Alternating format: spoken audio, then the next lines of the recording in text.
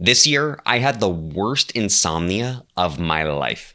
This didn't happen during personal crisis or some big life transition. It didn't happen during litigation or social exile. It happened after I had already survived all of that. In the past year, I left a high control group. I endured near daily public attacks. I prevailed in court, and I began rebuilding my life in my 40s. None of that broke me. Insomnia nearly did. What finally turned it around wasn't some new supplement, new routine, or new medication. It was a shift in how I understood control, meaning, and the limits of will. And that shift has implications far beyond sleep. This story doesn't begin with sleep getting worse. It begins with sleep getting better. Last year, I decided to take sleep seriously. I started cleaning up the basics. Consistent bedtime and wake time. No late caffeine. No alcohol. No late meals. Just disciplined sleep hygiene. And it worked. My sleep improved dramatically. My energy improved. My thinking became sharper. My mood stabilized. Of all the health interventions I have done in adulthood, nothing improved my baseline like good sleep. It lifted everything. And that was the beginning of the problem. Because once you realize how powerful good sleep can be, you start to feel how destabilizing bad sleep can be. A few months later, after some disruptions in my living situation, I had several nights in a row of under 6 hours of sleep. I noticed the cognitive hit immediately, the irritability, the brain fog. And for the first time, I wasn't just tired, I was carefully watching myself be tired. That self-awareness, as it turned out, made a difference. Not long after that, I started waking up at 4 a.m. and not being able to get back to sleep. At first it was occasional, then frequent, and then most nights. I tried tightening routines, adjusting light exposure, adjusting meal timing. Nothing seemed to work. If anything, it got worse. So I escalated responsibly. I enrolled in a CBTI-based sleep program. And initially it worked. For the first couple of weeks, I was sleeping better than I had slept in a pretty long time. And then I made a slight adjustment in the program. I slightly increased my sleep window, and that's when everything collapsed. The early awakenings came back immediately. Then they started happening earlier. 4 a.m. became 3, 3 became 2, 2 became 1. Then I started waking up about an hour after falling asleep and just not getting back to sleep. Pretty soon, it got to where I was sleeping maybe 3 hours a night. I stopped the program. It got worse. I sought medical help. I was prescribed medication. It worked briefly. Then the insomnia returned, even on medication. Eventually, I found myself lying awake through most of the night on a full dose of medication, staring at the ceiling, wondering what went wrong. I had completely lost control. I did everything responsibly. I had escalated rationally, and still the problem got worse. Eventually, insomnia stopped being about sleep. It stopped being about fatigue. It felt like a referendum on my competence, on my ability to function, on whether my life was stable, on whether I could control something fundamental. I started canceling plans, calling out sick, questioning whether I could continue to produce work. Life began to contract, and as life contracted, insomnia expanded until nearly every waking hour was devoted to thinking about sleep. This is the moment when something neutral becomes existential. Sleep is just one example. Chronic pain can do it. Relationship problems can do it. Depersonalization can do it.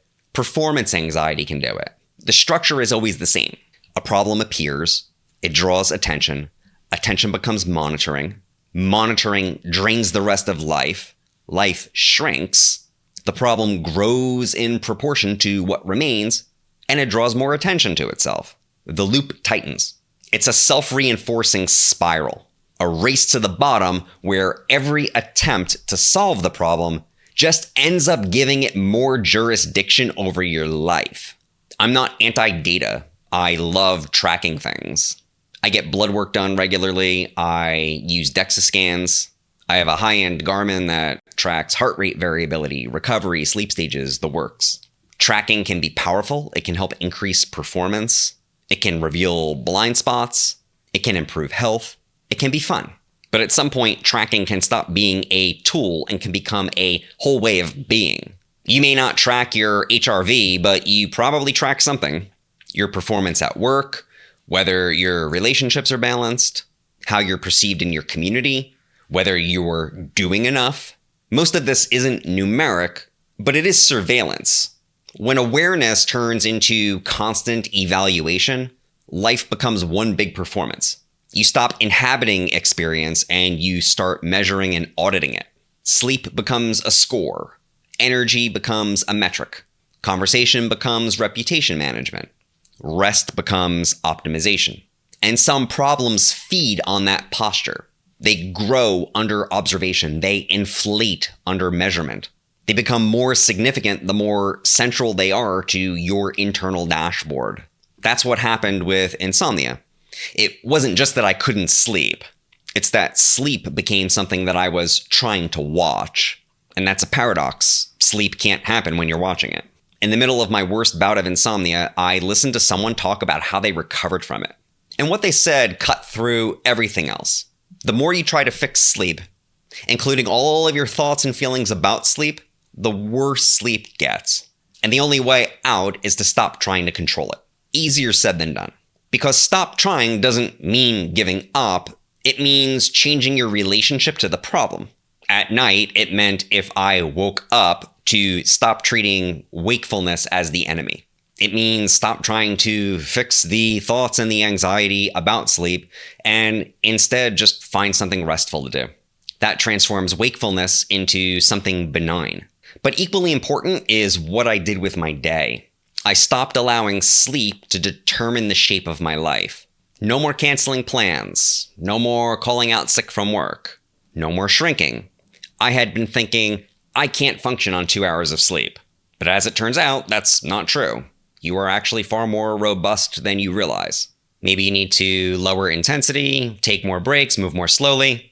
But life does not require perfect sleep or even good sleep to continue. At first, I turned this into another performance. I thought each day had to be extraordinary to count as meaningful.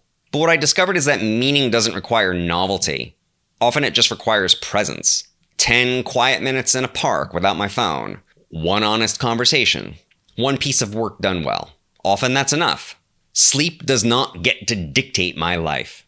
Sleep serves life, not the other way around. And that caused an immediate shift.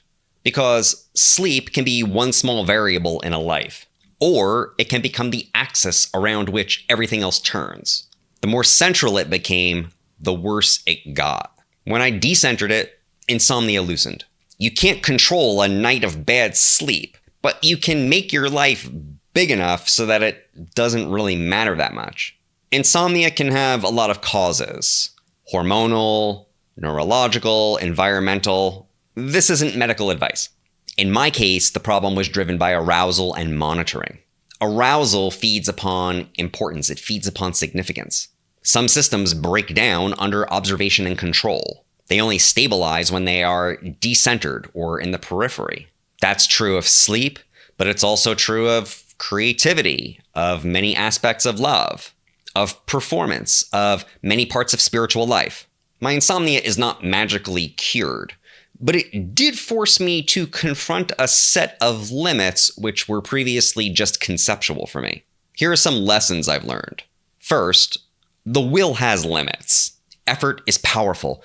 Discipline matters.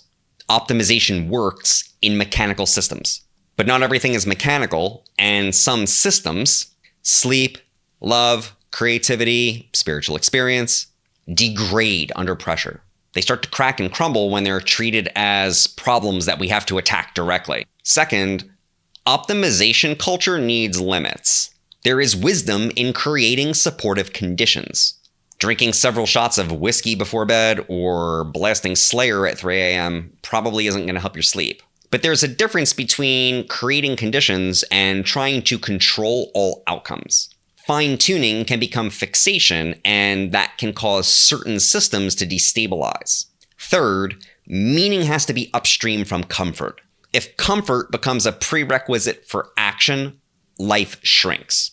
If meaning comes first, discomfort can be absorbed. You can be tired, you can be anxious, you can be imperfect, and still live well. Fourth, surveillance reshapes reality. When you monitor something constantly, it expands to fill your field of vision.